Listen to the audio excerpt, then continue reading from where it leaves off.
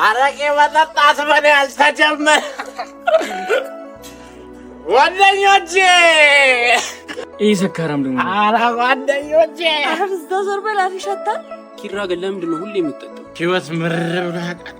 ኧረ ዞር በል በቃ ሰካራም። ተረጋጊ። ኪራ ግን ምንድን ነው ያማረህ?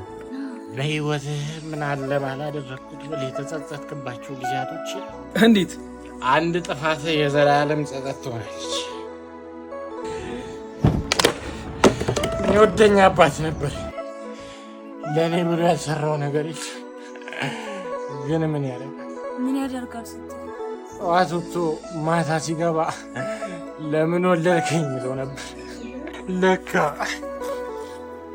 ዛጣው ገባኝ።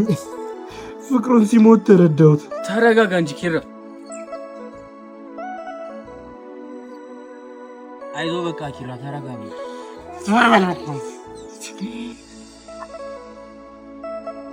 አንዳንድ መጨረሻዎች መራራ ናቸው። ምንም አታረጋቸው።